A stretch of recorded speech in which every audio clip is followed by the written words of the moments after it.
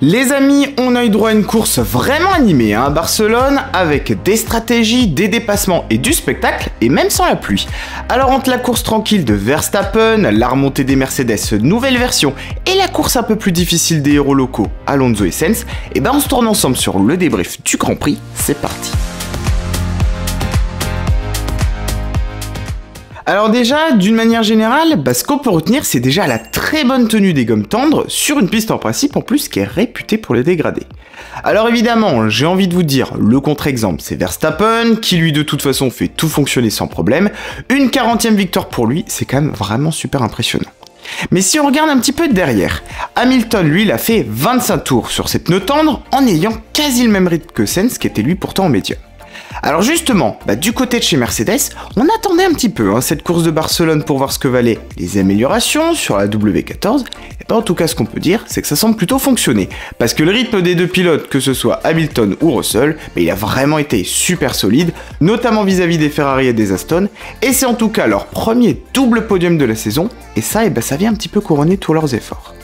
C'est une piste qui est typée Mercedes, ça c'est vrai aussi, mais c'est aussi quand même l'une des plus révélatrices, parce que c'est dans ces grandes courbes qu'on peut se rendre compte que l'aéro fonctionne ou non, et clairement on a trouvé quelque chose, c'est très prometteur, et faudra qu'il confirme, mais ça va en tout cas regonfler le moral du team, ça c'est sûr.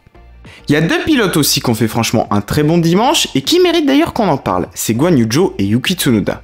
Alors Zhou, il avait surtout un excellent rythme sur son premier relais en tendre, il est d'ailleurs bien remonté dans le peloton, il a fait un très bon départ, il avait du coup fait une grosse partie du job, ça lui a permis d'ailleurs de finir dans les points, et surtout, faut voir aussi la comparaison avec Bottas, qui était lui vraiment nulle part, et qui franchement d'ailleurs est de plus en plus décevant. Pour ce qui est de Tsunoda, on avait déjà vu son rythme le samedi, qui était plutôt bon, son tour en Q2 avait malheureusement été annulé, mais il avait déjà montré qu'il y avait eu des progrès. Il a bien attaqué ensuite en course le dimanche, à peu près d'ailleurs au niveau d'Ocon, alors que pourtant on sait très bien que l'Alpine est plus performante, et Yuki du coup il nous confirme de plus en plus qu'il est le leader de l'équipe et qu'il a plus que jamais fait sa place. Mais faut encore qu'il se canalise un peu, parce que la pénalité à la fin ça vient quand même un peu tout gâcher, sans ça en plus il était dans le top 10 donc c'est dommage, mais en tout cas c'est plutôt prometteur. En tout cas, du côté de Barcelone, ce qu'on peut dire, c'est que la qualif, elle fait pas tout. Norris, lui, il avait bien fait le job le samedi, il s'est retrouvé du coup tout de suite hors jeu le dimanche, notamment avec son contact en début de course avec Lewis. Alors c'est quand même dommage, parce que c'était quand même une belle occasion pour McLaren, qui avait d'ailleurs un très bon rythme ce week-end, sur une piste en plus plutôt révélatrice, mais en tout cas, c'est quand même déjà le signe qu'il y a du mieux en ce moment pour l'équipe britannique, donc faut garder le cap. Gros manque de rythme par contre le dimanche pour Hülkenberg qui pouvait pourtant être plutôt optimiste, viser les points pour As, mais en course c'est encore assez difficile de son côté et à mon avis à l'avenir il faudra peut-être mettre un peu plus l'accent sur les réglages pour le Grand Prix.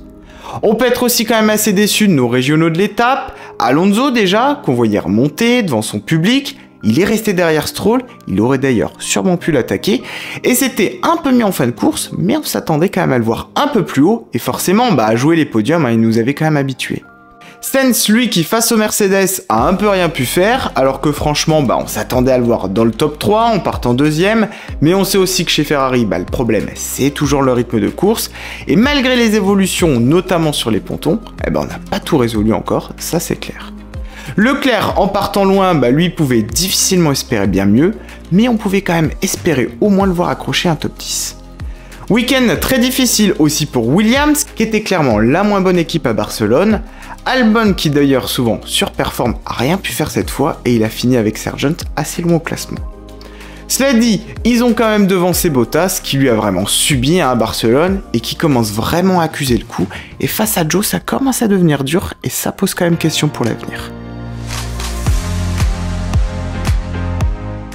Alors, ce qu'on va scruter de près et de très près, j'ai envie de vous dire, c'est évidemment les Mercedes, surtout sur les prochaines courses, analyser si Barcelone sera vraiment une course tremplin, et si ce double podium, il va en appeler d'autres. Au Canada, on sera sur une piste assez différente, plutôt sur de l'accélération-freinage, alors on va pouvoir jauger encore si on a bel et bien compris les updates.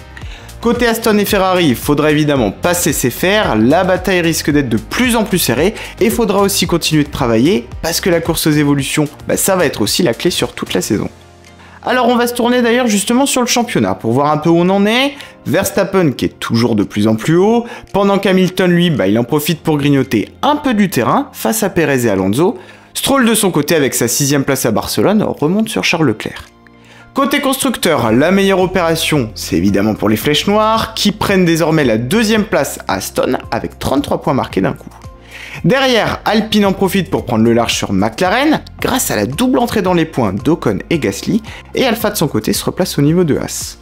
Prochain Grand Prix, on traverse l'Atlantique, on se rend à Montréal dans 2 semaines sur le spectaculaire circuit Gilles Villeneuve, qui va d'ailleurs nous apporter aussi d'autres réponses sur la hiérarchie, alors faudra rien manquer les amis.